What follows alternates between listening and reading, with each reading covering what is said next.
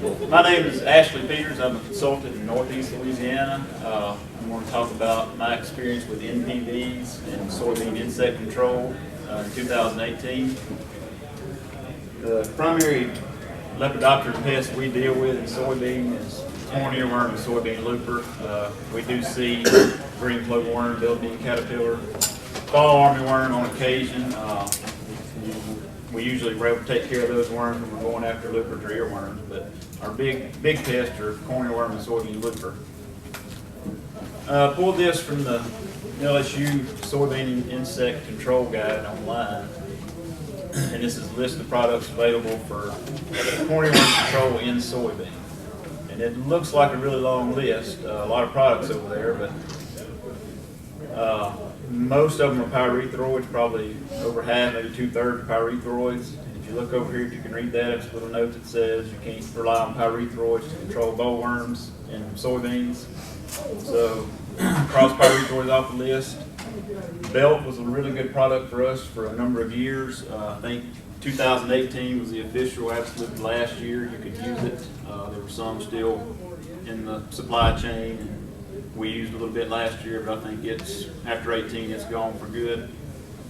So that leaves Prevathon and Besiege, which share the same active ingredient for killing corn earworm and soybean, and Intrepid Edge. Soybean loopers, kind of the real similar picture. Just we start off with a lot fewer products, not near as many to go to for loopers. I got Stewart up here. I just picked it off the list because, not saying it does not work, but I don't know the last time I saw a jug of Stewart. Same thing with Lanate.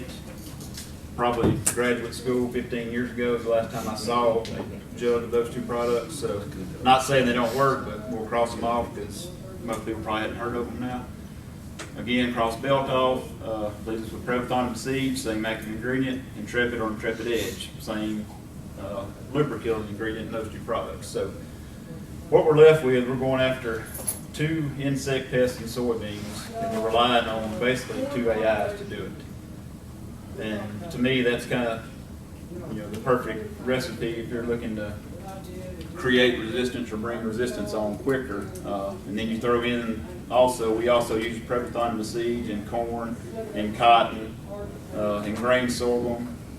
We use all those products in sweet potatoes, so we're putting a lot of pressure on these, 2 or 3 AIs to do a lot of work in the Mid-South. So that led company Ag Biotech to develop the product Heligen and other viruses they're working on. It's a NPV, a nucleopolyhedrovirus. They were founded in Australia in the year 2000. They moved their headquarters and production facility to Fort Worth in 2017. They started with one product really, and they're up to 4, and they say they're working and developing more products all the time. And viruses are not anything new. I mean, they've been around for probably as long as I have, but just, I guess, renewed interest in them with the limited availability of products we have to control worms in some of these crops. So some of the good things about them is the price, tank mix compatibility, resistance management is one of the key deals. If you say there's a bad thing, it may take 5 or 6 days to see a reduction in the number of worms, and you got to be timely. You can't do it too late. You can't do it after worms get too big or after there's a lot of them out there. So we'll talk about that more in a minute. I first worked with NPVs, with Heligen specifically, in 2014 on a very limited basis, a 40-acre field here and there. Last year, 2018, I put out a little over 800 acres of Heligen, and we put out, I think it was a 35-acre field of the looper virus. Since 2014, there's been a lot of university research. Steve Brown, LSU, Dr. Gus Lorenz at the University of Arkansas, Angus Captain at Mississippi State, Scott Stewart, Tennessee. So if you want data, if you want numbers, you want larval sizes, how fast they kill and all that, they've got a lot of data, a lot of research that you can get from them if you need that, see that kind of stuff. Mine just a very broad overview, lots of pictures, and not a lot of hard data statistics. So this is the NPV. You spray it. It's a living virus. It's in a jug. You spray it on the field just like you would anything else. The worm feeds on the treated leaf. Virus gets inside the worm. It replicates and does its thing, and eventually the worm, they say, it liquefies. It just kind of turns into a mushy mess. And it's kind of hard to describe, you know, what the symptomology you see in the field. To me, what I've told people before, the worms, like the one on the left, it kind of takes on a swollen look.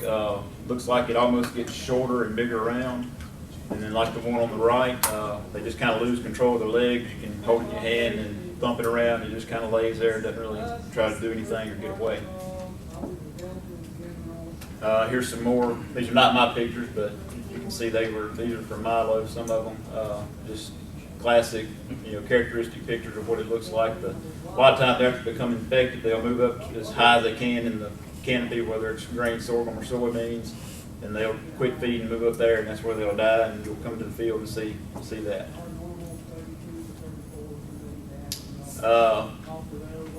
Virus, the neat thing about the virus, it can be spread a lot of different ways. It can be spread by other insects, by predatory insects, wind, heavy dews, rain. Rain doesn't hurt it, it actually helps it somewhat.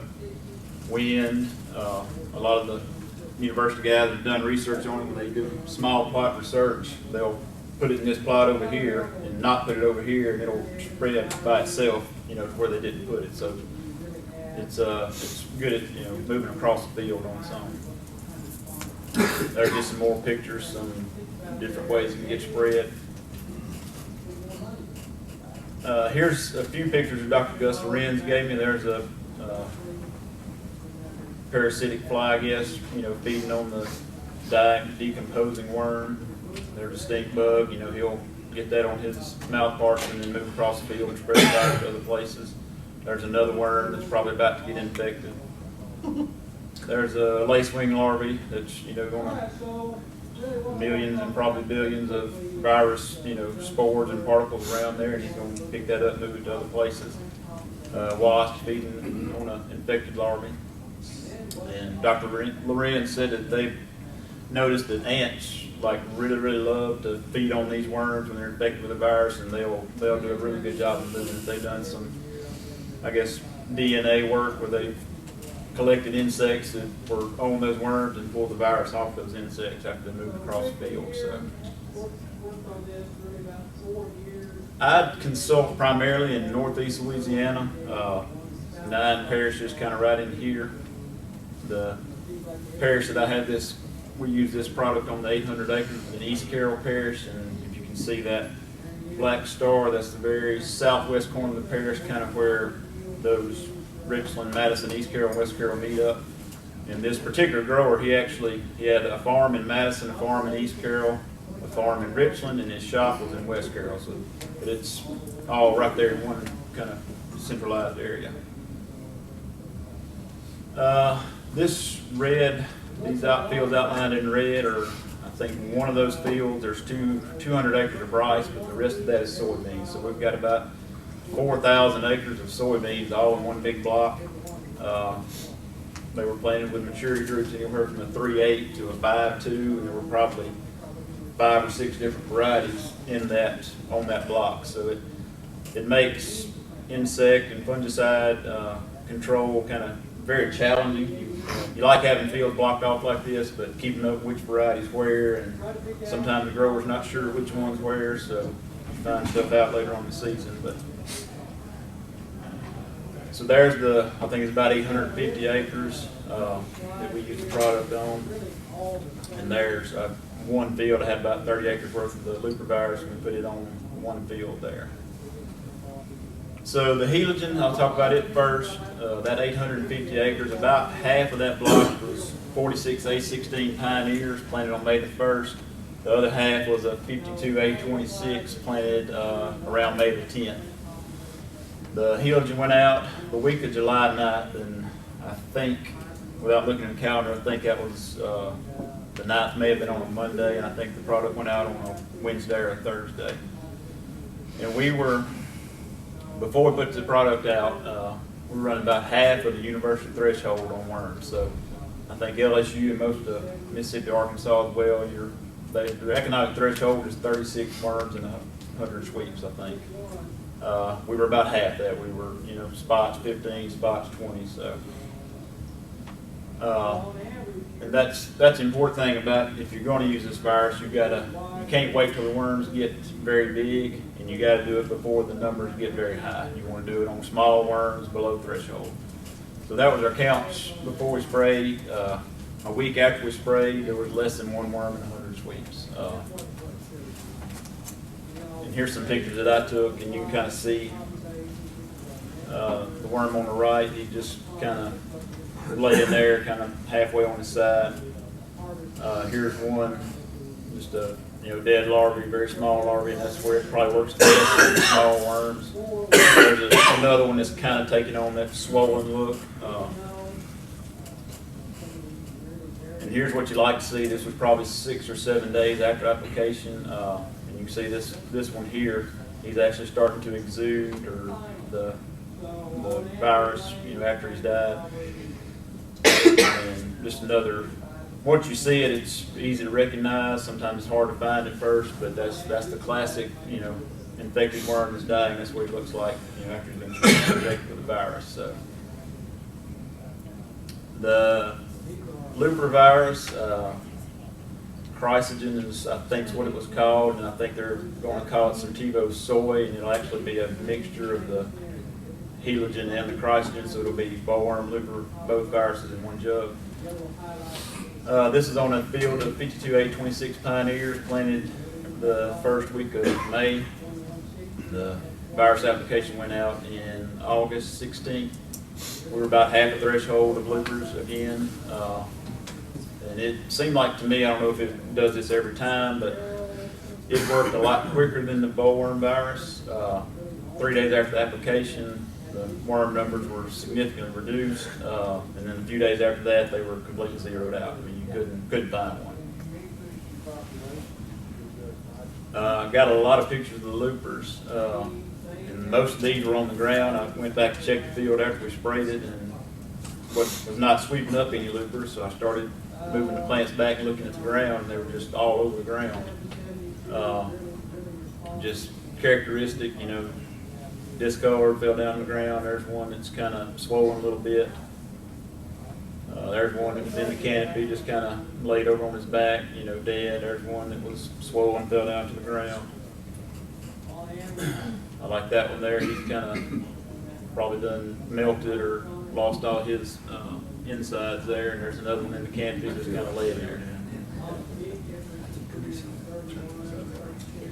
Another one there, just probably not dead, but he's definitely not feeding, just laying up the top of the canopy waiting to die. Some more on the ground there. Ashley, did you see any difference between soybean loopers or cabbage loopers? Any difference in that? No, it wiped everything out. How long does it stay active in the field? If the conditions are right, it'll stay active for a while.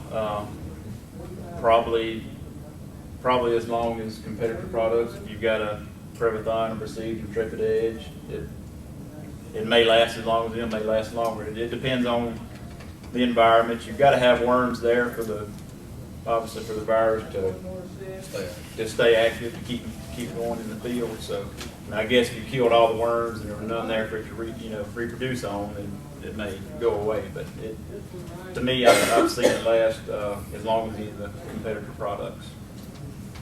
In the field where we put the looper virus, it was one of the ones that had the Heligen early on. So their focus is going to be with the Heligen primarily on soybeans and grain sorghum.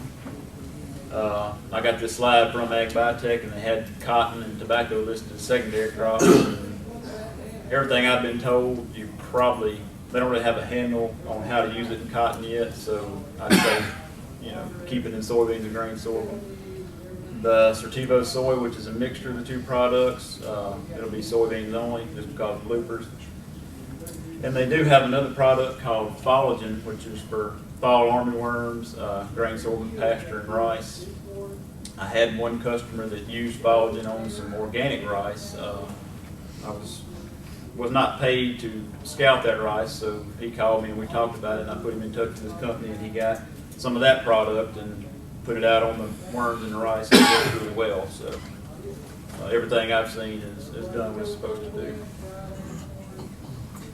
So looking at 2019, again, Heligen is corn earworm only. It's registered, and the attractive thing about it that I think a lot of people like is $4 to $6 an acre. The rate we use is 1.6 ounces, so that may have been a little more than 6. It may have been 6.25 or 30 an acre, but if you get it down to the 1.3 or 4 ounces, you're probably getting close to $5 an acre, which is probably half of what Besiege or Prevathon, or maybe even less than half for the Intrepid Edge. The Certivo soy, corn earworm, and soybean looper, I don't know if they know a price yet, but they're saying $5 to $7 an acre. So, worst case scenario, you're spending $7 an acre to control loopers, where anything else you're looking at probably $12 to $15 an acre.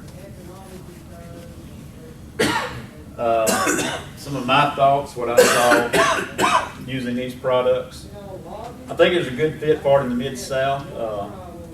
We have a lot of guys that do an automatic fungicide application. If you're finding any worms when you get ready to do that, a lot of guys like to throw something in when going across the field, whether it's sometimes needed or not, but it'd be a good fit for that, I think. Or if you're spraying stink bugs and you're finding any bollworms out there or loopers.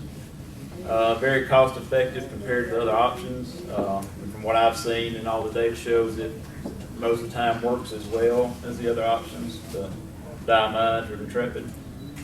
If the conditions are right, it can last as long as those products, and resistance is not an issue. The worms, what they tell me, they're not, more than likely, you don't have to worry about them developing resistance to it.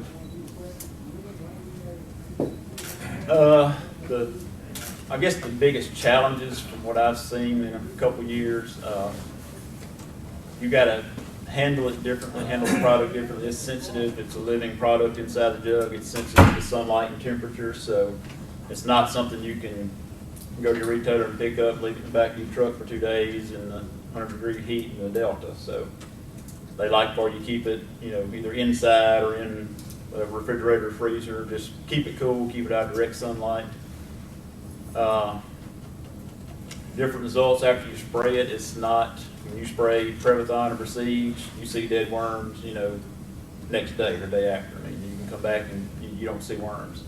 This product, you come back in 3 days, you might get sick because there's still worms everywhere.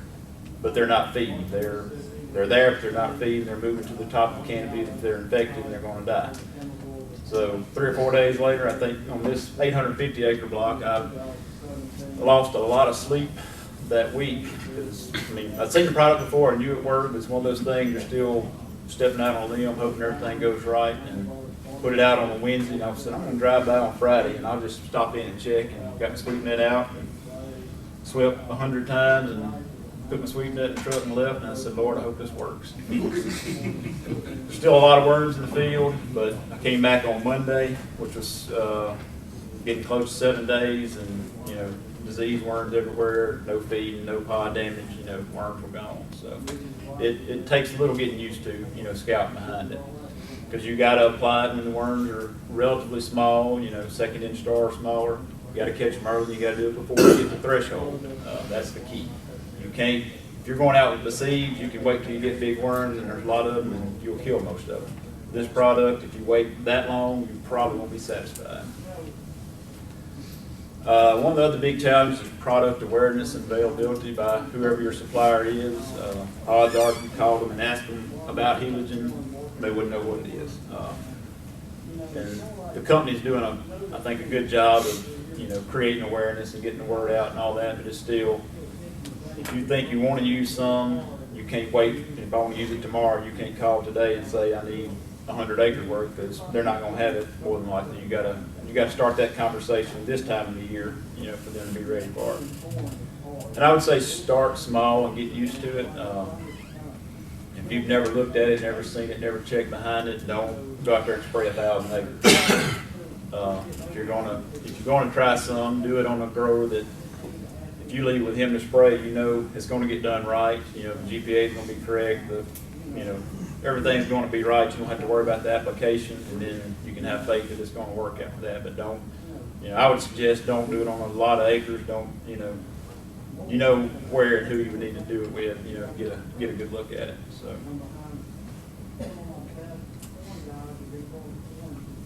That's all I've got. If you've got any questions, I'll try to answer them. Do you happen to know what the half-life of the virus is? Or how long the virus is actually active? I'm just wondering because soybeans is actually, it can be used in an animal feed, correct? And so I'm worried Yes. if the virus is still active in the soybean later on, if it could be transferred into the animal feed, you know what I'm saying? I would say, I don't know for sure, but I would say probably not. I seriously doubt it, but I'm just curious. No, it's degraded by sunlight, so just in a matter of a few hours. And this product is labeled for organics and all that, so I would assume, I don't know, but I would assume that there's no issues there. Okay. How does rain affect it actually? Rain probably helps it. I mean, I would think, you would want a 4-inch rain on it 3 hours after you put it out, but if you put it out in the afternoon and got a rain, that night or the next morning, that helps. I mean, that rain spreads it, so it's not gonna hurt it by any means. Did you treat all 800 acres solid, or did y'all strip it, or how'd y'all? We treated 800, just a block of 800 acres that all needed worms killed, so we treated the whole thing with Heligen. Did you see it moving, in any of the outside fields? The other fields in that area were earlier varieties planted earlier, so they were kind of past. We didn't have spray borns in those fields, so this was kind of the last planting, the later maturing fields, so it wasn't really anywhere far to go, to stay in that area. Is that where you're recommending it, is the later planted fields? To me, I don't want to spray something if it's not a threshold, if I'm not gonna have to spray it. Well, I don't want to just go spend yeah, and I $15 don't. with the airplane because, Where I would see it fit in our area, northeast Louisiana, like this pig guy here, he had 6,500 acres of soybeans, and he had 6 or 7 different varieties, and he planted them over probably 6 weeks. So, got a lot of different things going on there. And we didn't spray every acre of his beans for corn earworm, but probably 25 to 30% of it. So I just didn't go put it out on all those other fields where I worked finding any worms. These were fields, later planted, later maturing. I knew we were probably gonna have to spray them, and I just pulled the trigger before they got, threshold. that's, And where if I wasn't using the virus, if I was using the seed, the Prevathon, I might have waited another 5 or 6 days or a week and spent $15 instead of $6. Anybody else? I may have missed it. What was the use rate? Was it just ounces? The range is an ounce to 1.6. I used 1.6 and probably didn't have to, but like I said, I don't ever want to call a rep or somebody and, what rate do you use? I use an ounce, you should use 1.5. So I just went to the top end, could have saved a few cents, but I didn't think it was worth it to, save 30, 40 cents. So this is a fermented product? No. It's not fermented? No. Does it have a carrier? Because viruses traditionally are not live. They're not. They have to have a cell or something. Yeah, I'm sure there's some kind of carrier in there. And the carrier, I guess, is benign. That's above my pay grade. She's asking the one about the animals.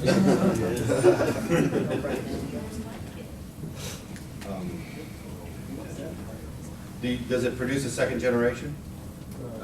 Second generation, Yeah, you said that they exude more Yes, viruses. so when worm dies, he exudes more virus and he So if you gets- have another pest infestation coming in from outside. Yes, and that's the idea. It stays in the field, and as long as there's something there to keep it active, it stays in the field, to keep reproducing. Another worm gets infected, dies, spreads it, and just keeps going. And it's registered as a biopesticide. Probably so.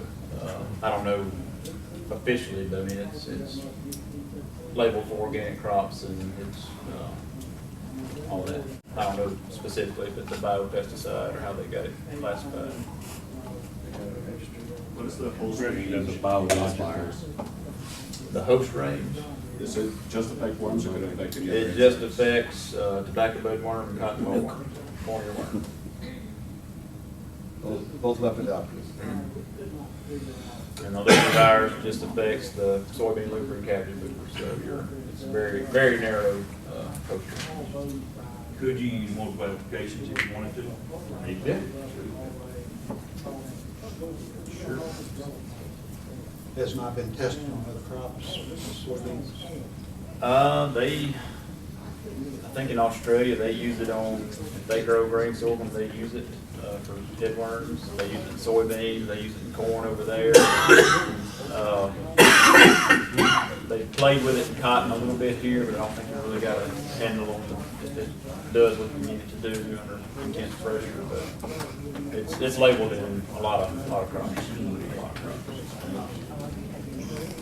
Anybody else?